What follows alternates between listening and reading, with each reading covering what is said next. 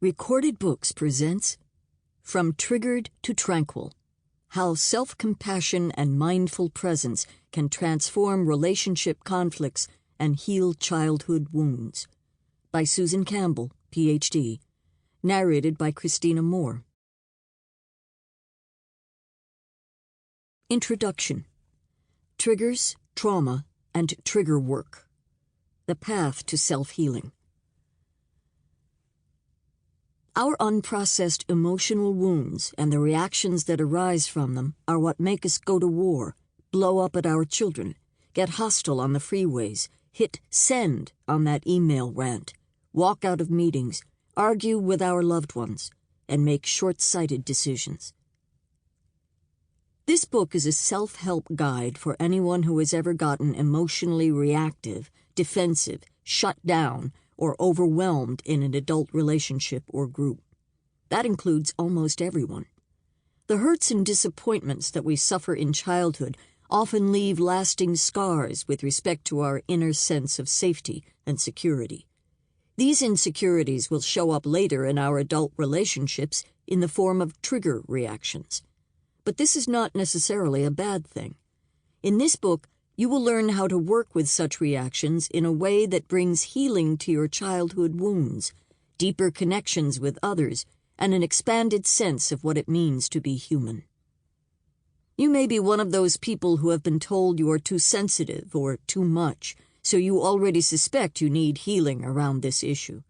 Or you may not have big, expressive reactions to things. You may be someone who keeps upset feelings and disappointments to yourself. Or perhaps you're pretty even-tempered, only getting flustered when someone comes at you aggressively, so you might think you just need some tips for dealing with difficult people. But even if someone rarely gets triggered, there is a good chance that they still have emotional wounds waiting in the shadows to become activated in a future relationship. This book teaches how to catch and calm trigger reactions quickly so we can get back to being present and resourceful. The underlying premise is that we can heal emotional wounds that originate in childhood, but to do so involves what I call trigger work. The starting point for this work is the experience of getting triggered into some version of fight, flight, or freeze, which may involve angry feelings, a tight chest, the urge to hide, and so on. Once we notice or catch such reactions, then we can learn how to explore our fears, hurts, and other difficult feelings.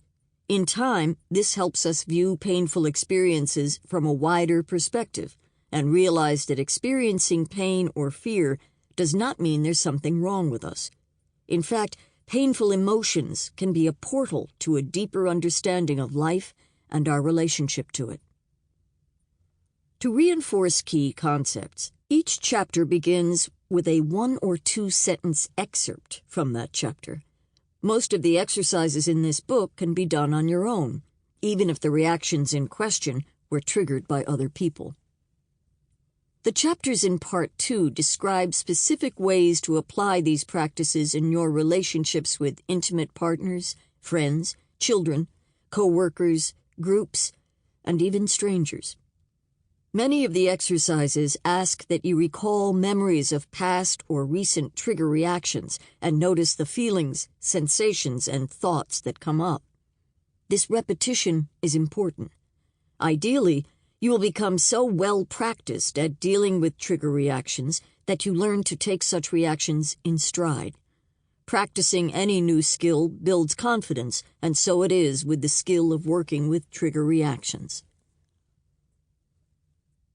The root of most human conflict. I got into the field of psychotherapy so I could help people live happier, more fulfilling lives. I have been doing this work for 55 years, and I believe I have discovered the root of most human unhappiness, conflict, and dysfunction. It is the fact that we do not know how to accept and work with painful emotions and trigger reactions. So we project the cause of our reactions onto others, thus creating needless conflict and misguided action. If we could learn how to accept and work with the painful realities of our lives, instead of blaming, scapegoating, denying, and repressing, Sample complete.